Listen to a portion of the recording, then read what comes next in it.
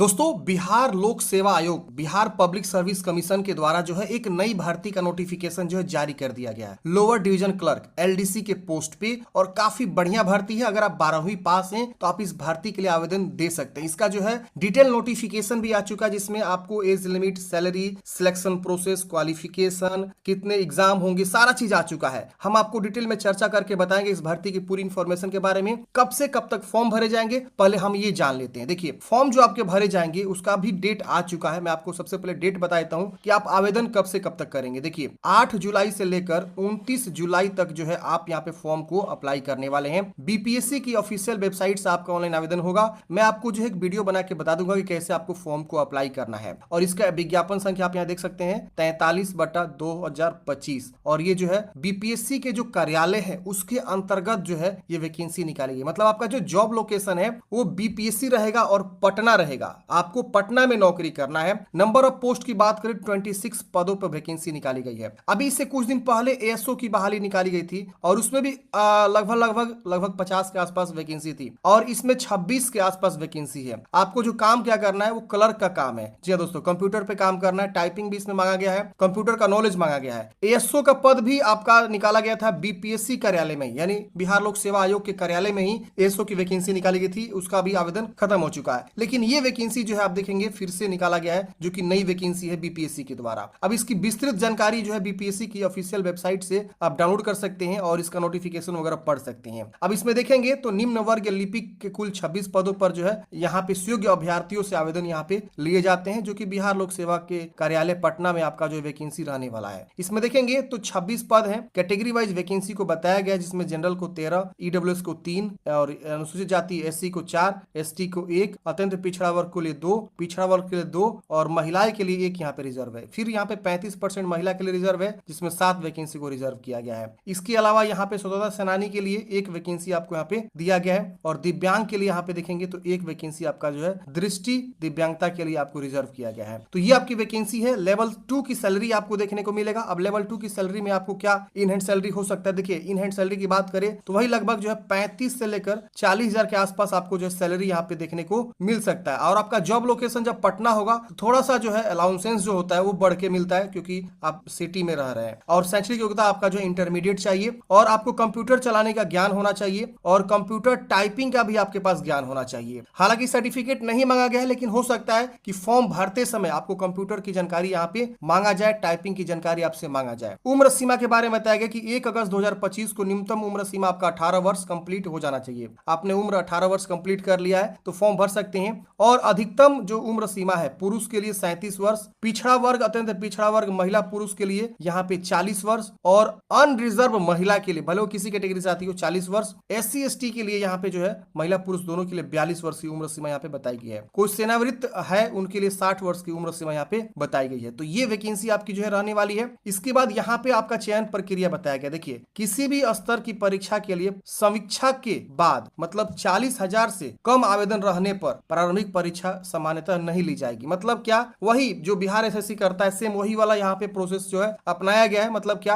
कि अगर 40,000 से अधिक आवेदन प्राप्त होते हैं तो एक आपका जो है प्री एग्जाम आपका कंडक्ट किया जाएगा। 40,000 से अधिक आवेदन आते हैं तो 40,000 से अधिक आवेदन नहीं आते हैं, उससे नीचे रहते हैं तो आपका जो है प्री एग्जाम नहीं होगा, सीधे एक ही एग्जाम होगा और उसमें आपका सिलेक्शन हो जाएगा। लेकिन आप लोग सोचिए, बिहार है, इसमें काफी ज्यादा फॉर्म गिरने के चांस है, कई लाख फॉर्म गिर सकते हैं। तो आप लोग समझिए कि प्री और मेंस दोनों ही देना है। तो इसमें बोला गया है, आप यहाँ पे देख सकते हैं कि 40,000 से अधिक आवेदन प्राप्त होने पर परीक्षाएं 2 चरणों में आयोजित की जाएगी। तो 40,000 से अधिक ही परीक्षा होगा, मतलब बच्चे फॉर्म भरेंगे, मुझे जहां तक लग रहा है। प्रथम चरण जो है प्रारंभिक होगा तथा द्वितीय चरण मुख्य परीक्षा का होगा। इसमें आपको बताया गया है प्रारंभिक परीक्षा के बारे में सिलेबस। देखिए, प्रारंभिक परीक्षा में एक पत्र सामान्य ज्ञान का होगा, जो कि बोला गया सामान्य अध्ययन से 50 प्रश्न पूछे जाएंगे, सामान्य विज्ञान और गणित से जो है 50 प्रश्न पूछे जाएंगे और मानसिक क्षमता जांच परीक्षा जो है comprehensive, logic, reasoning, mental ability के प्रश्न 50 यहाँ पे पूछे जाएंगे, यानी 150 प्रश्न आपके पूछे जाएंगे। और ये सब जो है वस्तुनिष्ठ और बहुविकल्प प्रश्न होंगे। प्रत्येक सही उत्तर के लिए आपको 4 अंक यहाँ पे दिया जाएगा और प्रत्येक गलत उत्तर के लिए 1 अंक की आपकी कटौती कर ली जाएगी। 2 घंटे 15 मिनट की आपकी जो यहाँ पे एग्जाम होने वाली है। प्रारंभिक परीक्षा में भाषा का माध्यम हिंदी अंग्रेजी दोनों ही रहेगा, जो कि आप यहाँ पे देख सकते हैं। प्रारंभिक परीक्षा जो है पुस्तक सहित ली जाएगी, मतलब आप किताब एक ले जा सकते हैं, जिसमें आपको बोला गया गणित के लिए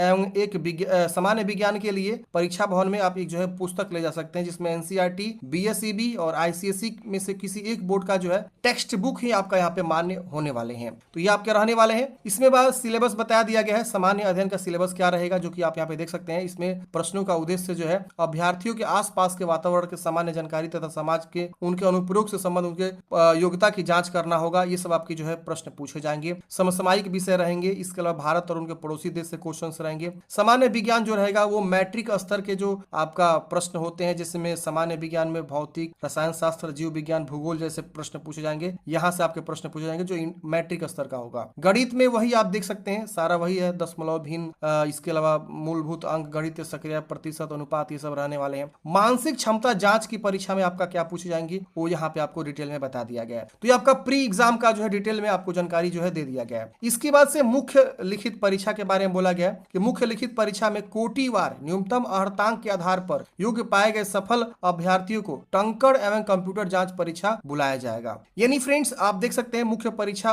के आधार पर, मतलब सबसे पहले आपका मुख्य प्री होगा, फिर आपका मेंस होगा। प्री मेंस जैसे आप निकाल लेंगे उसके बाद से आपका जो है टाइपिंग होगा। अब टाइपिंग में बोला गया है कि आपको जो है क्या क्या होने वाला है। तो देखिए टाइपिंग में आपको जो है ना वर्ड को टंकित कर देने के पश्चात उस शब्द को डिलीट की या बैक स्पेस की मदद से डिलीट नहीं किया जा सकता है, क्योंकि डिलीट की के बैक स्पेस पूर्ण ही लॉक रहेगा। टाइपिंग में बैक स्पेस नहीं रहेगा, यहाँ पे ये इंस्ट्रक्शन दिया गया है। Typing test MS Word application में लिया जाएगा। हिंदी टाइपिंग के लिए कीबोर्ड लेआउट रेमिंगटन गेल होगा और फॉन्ट जो है मंगल आपका रहने वाला है। जो बेल्ट्रॉन में होता है रेमिंगटन गेल और मंगल फॉन्ट पे टाइपिंग होता है, वही आपका टाइपिंग रहेगा। लिखित परीक्षा के आधार पर तैयार की गई मेधा सूची के अनुसार उत्तीर्ण उम्मीदवारों को टंकण एवं कंप्यूटर जांच में सम्मिलित होना होगा। यानी इसके बाद फिर से कंप्यूटर टेस्ट भी लिया जाएगा टाइपिंग के बाद। टंकण यंत्र कंप्यूटर पर उम्मीदवारों को हिंदी 30 शब्द प्रति मिनट की गति से 300 शब्दों को 10 मिनट में टंकित यानी टाइपिंग करना होगा। उसमें उत्तीर्णता प्राप्त करने के लिए 1.5% गलतियां आपको जो है उससे अधिक नहीं होनी चाहिए। यानी आपका जो टाइपिंग होगा फ्रेंड्स वो आपका हिंदी में लिया जाएगा, ये ध्यान रखना है। अंग्रेजी भी आपको आनी चाहिए, लेकिन यहाँ पे जो टाइपिंग टेस्ट होगा वो आपका हिंदी में 30 वर्ड प्रति मिनट के हिसाब से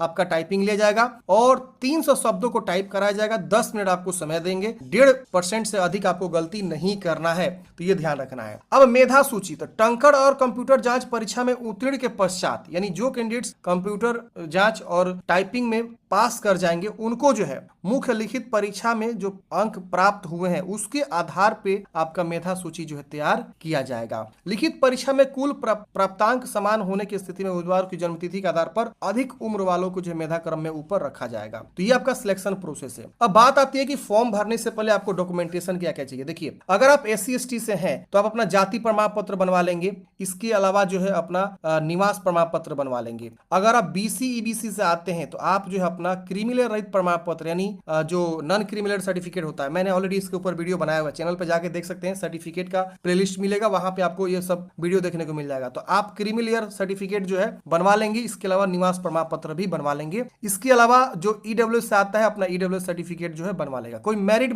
महिला है तो अपना जाति और जो निवास है वो अपना जो है जहां से अपना मायके है वहां से अपना जो है बनवाएंगी। इसके बाद यहाँ पे आपको जो है नीचे में ये सब जानकारी दिया हुआ है, आप यहाँ पे पढ़ सकते हैं। सारा इन्फॉर्मेशन यहाँ पे दे दिया गया है। बाकी यहाँ पे और भी सर्टिफिकेशन के बारे में बताया गया है कि आपको जो है डॉक्यूमेंट्स वेरिफिकेशन में क्या क्या लगेंगे जब आप यहाँ पे क्वालिफाई कर जाएंगे। इसके बाद यहाँ पे आपको जो है आवेदन शुल्क बताया गया है। तो अगर आप जनरल कैंडिडेट से तो 600 रुपया आवेदन शुल्क है। बिहार राज्य के SC/ST हैं तो आपको 150 रुपया आवेदन शुल्क देना होगा। और अगर आप बिहार राज्य के स्थायी निवासी महिला उम्मीदवार हैं, भले आप मतलब जनरल हो या SC/ST हो, तो आपको 150 रुपया आवेदन शुल्क है। दिव्यांग के लिए 150 रुपए है। बाकी अदर स्टेट से कोई फॉर्म भरना चाहता है तो उनके लिए 600 रुपया आवेदन शुल्क यहाँ पे देना होगा। फॉर्म भरते समय अगर आप जो है आधार कार्ड नहीं देते हैं तो आवेदन शुल्क के अलावा 200 रुपया आपको एक्स्ट्रा चार्ज भी देना पड़ जाएगा आधार वेरिफिकेशन के लिए। आवेदन जो है 8 जुलाई से शुरू होगा। मैं एक प्रॉपर वीडियो बना दूंगा कैसे फॉर्म को भरना है। 29 जुलाई तक आप फॉर्म को अप्लाई करने वाले हैं। देखिए BPSC ने जो है नया पोर्टल लॉन्च किया जिसमें OTR का प्रोसेस कर दिया है। तो पहले आपको OTR करना होगा और OTR करने के बाद से आपको लॉगिन करके फॉर्म को अप्लाई करना होगा। अगर आप OTR कंप्लीट कर चुके हैं तो आपको बार बार OTR करने की आवश्यकता नहीं है। डायरेक्टली आप लॉगिन करेंगे, डैशबोर्ड पे आपको जो है अपना जानकारी को देखना है और उसके बाद से न्यू नोटिफिकेशन पे जाके आपको फॉर्म को अप्लाई कर देना होता है। तो ये प्रोसेस होता है OTR का। तो आई होप आप लोग समझे होंगे। जैसे इसका जो है आवेदन स्टार्ट होता है मैं प्रॉपर आप लोग को वीडियो बना के बता दूंगा। कोशिश करूंगा फ्रेंड्स आप सबके लिए एक प्रॉपर नोट्स भी लाने के लिए जिसमें इंपोर्टेंट क्वेश्चन जो होगा हम आपको प्रोवाइड कर सकते हैं। मिलते हैं किसी नेक्स्ट वीडियो में। जय हिंद, आपका दिन शुभ हो।